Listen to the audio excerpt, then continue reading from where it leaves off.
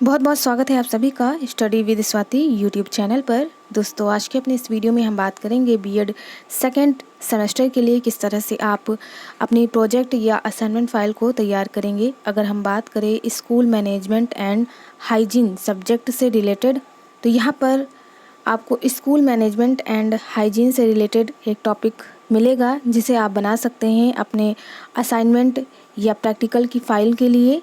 तो यहाँ पर आपको तरीका भी बताया जाएगा कि किस तरह से आप फ़ाइल तैयार करेंगे, फ़ाइल का फर्स्ट पेज क्या होगा, सेकंड पेज, थर्ड पेज, और किस तरह से आप अपने टॉपिक की शुरुआत करेंगे, एंडिंग में क्या चीज़ें रखेंगे।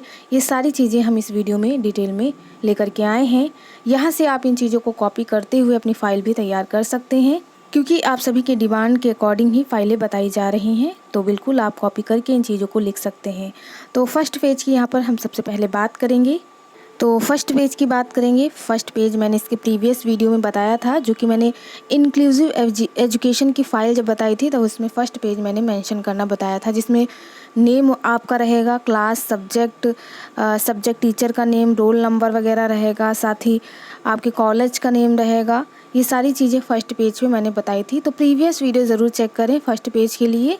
उसके बाद सेकंड पेज मैंने बताया था एक्नॉलेजमेंट, यानी जिसे आप अभिस्वीकृति कहते हैं। इसमें आप उन सभी को थैंक्स करते हैं जिनके सहयोग से आप अपने प्रोजेक्ट या परियोजना फ़ाइल जो है असाइनमेंट वर्क की फ़ाइल तैयार करते हैं। जैसे ही सबसे पहले आप अपने प्रधानाध्यापिका या अध्यापक जो भी विद्यालय के हैं उनको धन्यवाद देंगे। उसके बाद आपके सब्जेक्ट टीचर यानी विषय के अध्यापक या अध्यापिका, उनका नाम यहाँ पर फिल करते हुए उन चीज़ों को लिखेंगे जिनके माध्यम से आपको यह परियोजना फ़ाइल तैयार करने में मदद मिली है। तो यहाँ पर मैंने प्रीवियस वीडियो में सारी चीज़ें बताई थी एक्नॉलेजमेंट यानी अभिस्वीकृति को लेकर के। साथ ही आप अपने माता पिता को तो धन्यवाद देंगे ही, क्योंकि माता पिता के बिना कोई काम हो ही नहीं सकता। लास्ट की बात करें तो आप अपनी लाइब्रेरी यानी पुस्तकालय की जो टीचर हैं उनको भी धन्यवाद देंगे। साथ ही आपकी कक्षा के जो सहपाठी हैं या आपके जो दोस्त वगैरह हैं, कक्षा में पढ़ने वाले क्लासमेट में जो भी हैं दोस्त वगैरह, तो उनको भी आप धन्यवाद दे सकते हैं। तो इतनी सारी चीज़ें आप लिखेंगे। अगर हम बात करें एक्नॉलेजमेंट की, तो इसको आप प्रीवियस वीडियो से चेक कर सकते हैं। वैसे यही सारी बातें हैं। लास्ट में आप यहाँ पर अपना नाम डालेंगे और बीएड जो भी सेमेस्टर होगा, क्योंकि ये प्रीवियस से ही मैंने लगा दिया है एक्नॉलेजमेंट, बार बार लिखने की ज़रूरत नहीं है। ठीक है, नाम अपना बस चेंज करिएगा और यहाँ पर आप किस सेमेस्टर में है बीएड उसे आप चेंज करिएगा। लास्ट में सहृदयपूर्ण धन्यवाद आप सभी को व्यक्त करेंगे। तो इस तरह से आप एक्नॉलेजमेंट यानी अभिस्वीकृति को सेकंड पेज पे मेंशन करेंगे। थर्ड पेज की तरफ बढ़ते हैं। फिर आएगा अनुक्रमाणिका, यानी जिसे आप विषय सूची या इंडेक्स बॉक्स कहते हैं। इंडेक्स बॉक्स आप प्रीवियस वीडियो में जैसे मैंने बताया था कि आप serial number, topic name, page number, date और टीचर्स सिग्नेचर, ये सभी रहेंगे इंडेक्स बॉक्स यानी विषय सूची में। यहाँ पर सबसे पहले क्रम संख्या 1 डालेंगे। प्रकरण का नाम क्या है आपका? विद्यालय प्रबंधन। तो यहाँ पर विद्यालय प्रबंधन डालकर ब्रैकेट में परिचय डालेंगे, क्योंकि सबसे पहले आप इंट्रोडक्शन बता रहे हैं। ठीक है, पेज संख्या 1 पेज पे आपका इंट्रोडक्शन आएगा। दिनांक या डेट का कॉलम छोड़िएगा, बाद में आप अपने अकॉर्डिंग मेंशन करिएगा। उसके बाद सेकंड नंबर की बात करें तो सेकंड नंबर पे आप अर्थ बताएंगे, विद्यालय प्रबंधन का अर्थ। ठीक है, और उसके बाद नेक्स्ट पेज पे परिभाषा। तो इस तरह से 2 पेज पे आपकी परिभाषा और अर्थ और परिभाषा, ये दोनों चीज़ें आ जाएंगी। नेक्स्ट की बात करें यानी पॉइंट थर्ड आप इंक्लूड करेंगे विद्यालय प्रबंधन की विशेषताएं। ठीक है, तो यहाँ पर विद्यालय प्रबंधन की विशेषताएं डालिएगा, वो भी आपका 1 पेज में आ जाएगा। उसके बाद विद्यालय प्रबंधन की अवधारणा हो गई, विद्यालय प्रबंधन का क्षेत्र हो गया। तो जो भी हम पॉइंट यहाँ पर आपको बताते जाएंगे, लाइन से आप सीरियल वाइज अपने इंडेक्स बॉक्स में वो चीज़ें मेंशन कर लेंगे। तो इस तरह से आप इंडेक्स बॉक्स बनाएंगे। तो यहाँ पर ये हो गया आपका थर्ड पेज। उसके बाद आपका शुरू होगा जो भी टॉपिक है, तो टॉपिक है विद्यालय प्रबंधन यानी स्कूल मैनेजमेंट। ये टॉपिक मैंने इस सब्जेक्ट से यानी स्कूल मैनेजमेंट एंड हाइजीन से आपका ये टॉपिक लिया है। इसको आप बना सकते हैं और इसको आप इजी वे में अपने एग्जामिनर को समझा भी सकते हैं प्रैक्टिकल या वाइवा में। उसके बाद जैसे ही आपने टॉपिक मेंशन किया, फिर आप इंट्रोडक्शन बताएंगे, परिचय। इंट्रोडक्शन आपका विद्यालय प्रबंधन के संदर्भ में ही होना चाहिए, तो कम से कम 1 पेज का आपका इंट्रोडक्शन रहेगा। आप 2 पेज में मत करिएगा, ज़्यादा हो जाएगा। इसमें आप लिखेंगे कि विद्यालय एक सामाजिक संस्था है, अतः इसका प्रबंधन जो है सुचारू रूप से किया जाना चाहिए, क्योंकि यदि उसका प्रबंधन उचित ढंग से नहीं किया जाएगा तो विद्यालय में अनेक संभ्रांति एवं दुर्व्यवस्था व्याप्त हो जाएगी। आगे लिखेंगे, विद्यालय एक शैक्षिक संस्था है एवं प्रबंधन व साधन है जिसके द्वारा इस संगठन या संस्था का सुचारू रूप से संचालन किया जाता है। आगे कुछ और पॉइंट इंक्लूड करते हुए आप लिख सकते हैं, विद्यालय की स्थापना एवं उसके प्रबंधन के अंतर्गत समस्त संबंधित व्यक्तियों के विचारों एवं कार्यों में समन्वय स्थापित किया जाता है, जिससे विद्यालय अपने निर्धारित लक्ष्यों को प्राप्त कर सके। आगे दिया है, विद्यालय प्रबंधन के अंतर्गत मानवीय संसाधनों के साथ साथ विद्यालय भवन, साज सज्जा, शैक्षिक सामग्री, फर्नीचर, पुस्तकालय आदि आते हैं। फिर नेक्स्ट पॉइंट, ऐसे ही आप पैराग्राफ चेंज करते हुए लिखेंगे, विद्यालय प्रबंधन का सर्वप्रथम उद्देश्य छात्रों की शिक्षा हेतु उचित वातावरण का निर्माण करता है। उचित वातावरण से तात्पर्य विषय के प्रशिक्षित विद्वान की उपलब्धता, सुविधाजनक कक्षा कक्ष, पुस्तकालय, छात्रावास, प्रयोगशाला, खेल के मैदान आदि इन सभी की समुचित व्यवस्था से है। विद्यालय प्रबंधन द्वारा इन सभी की उचित व्यवस्था करनी चाहिए ताकि छात्र लाभान्वित हो सकें। लास्ट में आप लिखेंगे, इंट्रोडक्शन में प्रबंधन द्वारा विद्यालय के कार्यों का समय समय पर मूल्यांकन अवश्य किया जाना चाहिए, अतः इन सभी के लिए विद्यालय प्रबंधन के बारे में जानना आवश्यक है। तो इतनी सारी चीज़ें हो जाएंगी इंट्रोडक्शन की। आप चाहे तो वीडियो पॉज करके या स्क्रीनशॉट ले करके इन चीज़ों को लिख सकते हैं और आप बिल्कुल एज इट इज आप अपनी फाइल तैयार कर सकते हैं। आप कॉपी करके इन चीज़ों को लिख सकते हैं। नेक्स्ट पेज आएगा आपका विद्यालय प्रबंधन का अर्थ, यानी स्कूल मैनेजमेंट क्या है। बिल्कुल ऐसे ही हेडिंग डाल करके आप कॉपी कर सकते हैं। तो यहाँ पर विद्यालय प्रबंधन क्या है, तब हम कह सकते हैं कि विद्यालय प्रबंधन से अभिप्राय कि किसी भी संगठन या संस्था द्वारा अपने विकास व लक्ष्यों की पूर्ति के लिए योजना बनाना व उसका बेहतर क्रियान्वयन करना व उसके लिए सामूहिक रूप से सतत प्रयास करना। तो इस तरह से आप बता सकते हैं कि विद्यालय प्रबंधन वह संस्था है जो अपने विकास से, अपने कार्यों से, अपने लक्ष्यों की पूर्ति के लिए योजना बनाता है, अपने विद्यालय को विकसित करने के लिए और कई सारे सतत प्रयास करता है। तो ये सारी चीज़ें आप विद्यालय प्रबंधन के अर्थ में लिखेंगे। आगे भी कई सारी चीज़ें दी हैं, जैसे विद्यालय शिक्षा प्रणाली की मूल इकाई होती है और विद्यालय प्रबंधन की मूल इकाई कक्षा होती है जहाँ पर देश का भविष्य निर्माण किया जाता है। शिक्षा सदैव भविष्य के निर्माण के लिए दी जाती है। शिक्षा ही एक ऐसा माध्यम जिसकी सहायता से जीवन की तैयारी की जाती है। इन सभी कार्यों को सुचारू रूप से चलाने के लिए या इन सभी कार्यों को सुचारू रूप से संचालन के लिए विद्यालय प्रबंधन का विशेष महत्व है। तो इस तरह से बिल्कुल आप बता सकते हैं कि विद्यालय प्रबंधन का आशय विद्यालय के लिए योजना बनाना, नए नए कार्य करना। इसके लिए हम जब योजना बनाएंगे तभी तो उस कार्यों को पूर्ति कर पाएंगे और जब पूर्ति कर पाएंगे तभी हम शिक्षा का सतत विकास कर पाएंगे। तो इस तरह से विद्यालय प्रबंधन का आप अर्थ वगैरह बता करके कुछ परिभाषाएं मेंशन कर सकते हैं, जैसे हैने के अनुसार जो परिभाषा दी है। आप चाहें तो आपके पास बुक वगैरह होगी तो वहाँ पर आपकी जो परिभाषाएं बुक में दी होंगी आप वहाँ से भी चीज़ों को लिख सकते हैं। तो ये तरीका है फाइल बनाने का कि आप किस तरह से फाइल वगैरह बनाएंगे। तो यहाँ पर 3 परिभाषाएं दी हैं, आगे भी कुछ परिभाषाएं हैं। यहाँ पर जैसे आप नेक्स्ट पेज से शुरू करेंगे विद्यालय प्रबंधन की परिभाषा।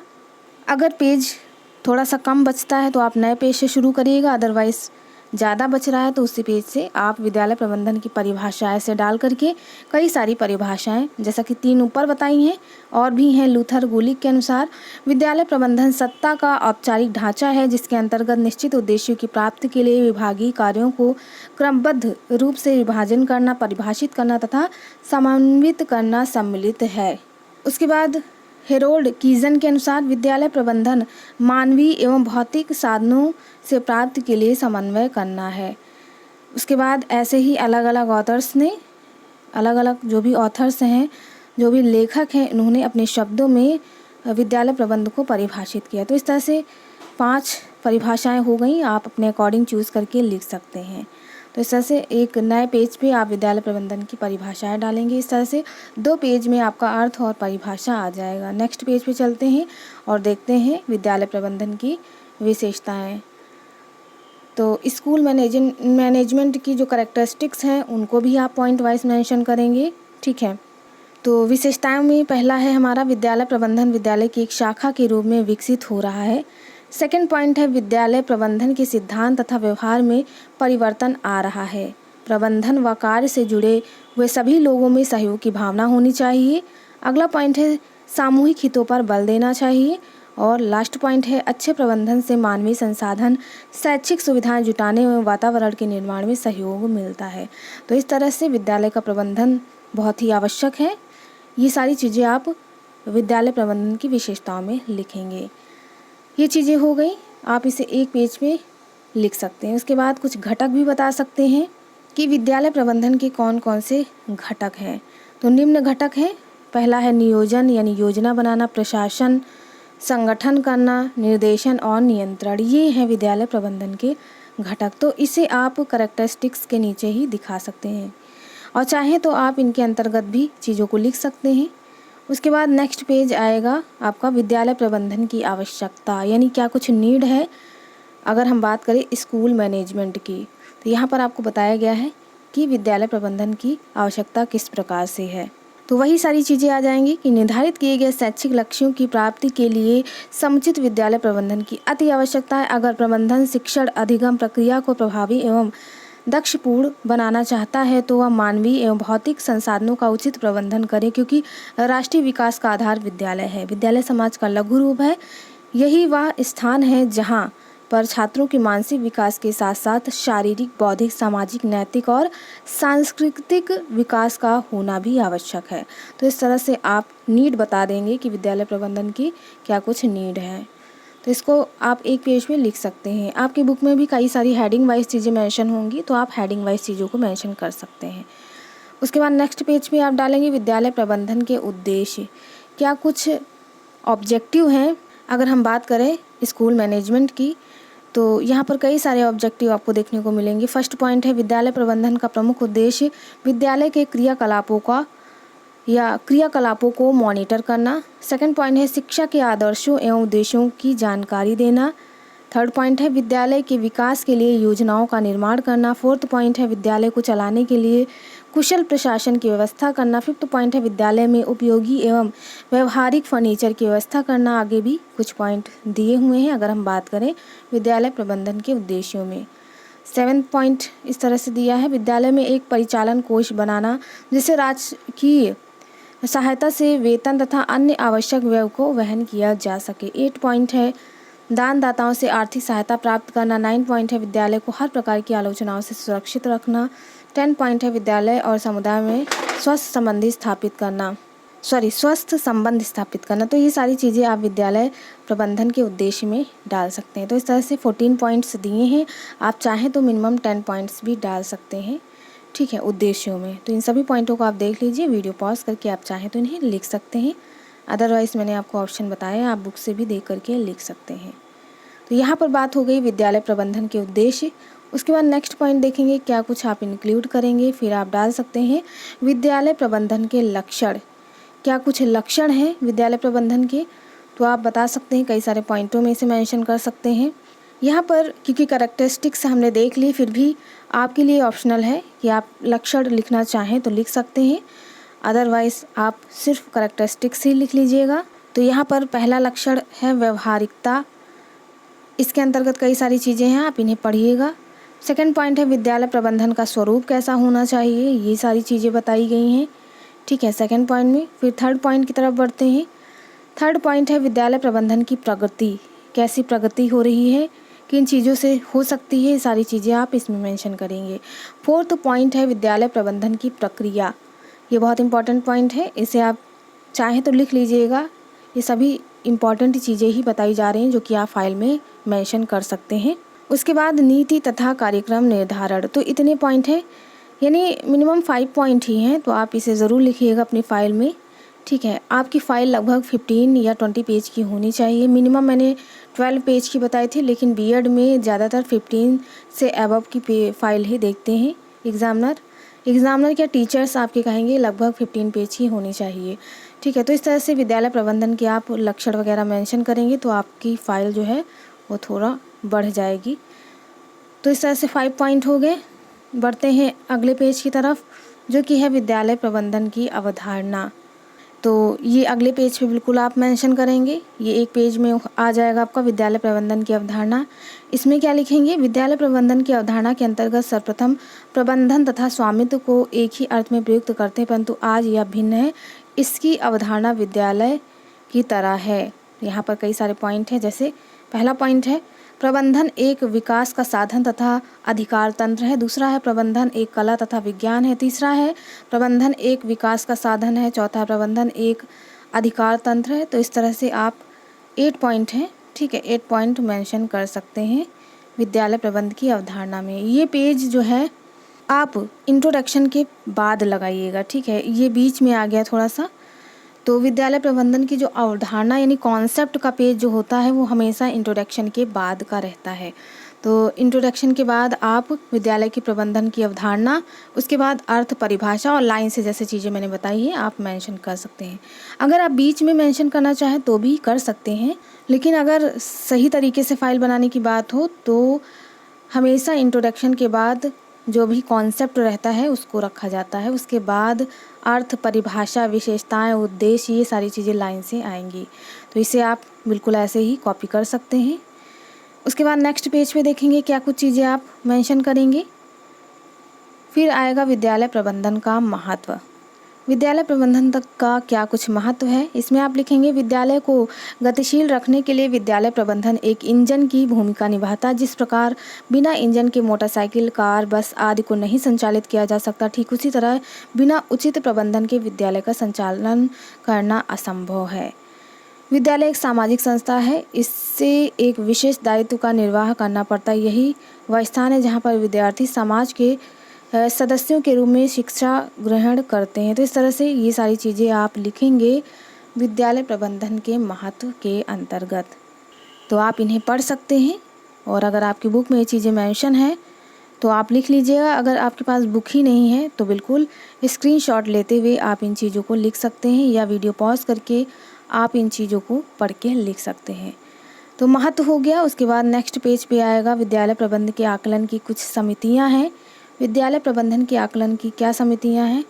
तो यहाँ पर विद्यालय प्रबंधन के आकलन के लिए निम्नलिखित समितियों का गठन किया गया है। पहला है शिक्षक परिषद, छात्र परिषद, शिक्षक समितियाँ, विशिष्ट समितियाँ, उसके बाद सामाजिक सेवा समितियाँ और व्यवहारिक मानदंड। इतनी सारी चीज़ें हो जाएंगी अगर हम बात करें विद्यालय प्रबंधन के आकलन के लिए समितियाँ। तो ये भी पेज इम्पॉर्टेंट है, ठीक है, इसे आप बना लीजिएगा, अपनी फाइल में लगा लीजिएगा। नेक्स्ट पेज की बात करें तो नेक्स्ट पेज आपका कंक्लूज़न यानी निष्कर्ष का रहेगा।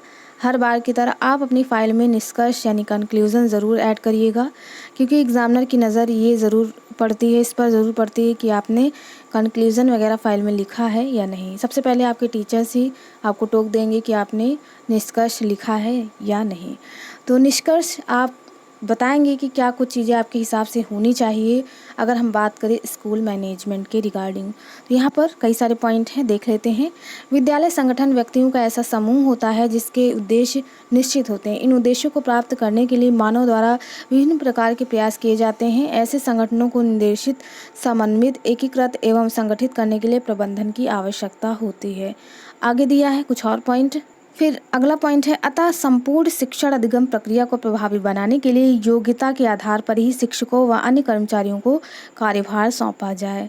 फिर अगला पॉइंट है विद्यालय प्रबंधन में छात्रों के सर्वांगीण विकास के लिए विभिन्न प्रकार की पाठ्य सहगामी क्रियाओं को संचालित किया जाए, जिससे छात्रों का शारीरिक एवं मानसिक विकास हो सके। अगला पॉइंट है विद्यालय प्रबंधन के द्वारा विद्यालय के लिए उपलब्ध मानवीय एवं भौतिक संसाधनों का सर्वोत्तम उपयोग किया जाए। लास्ट वाला पॉइंट देख लेते हैं।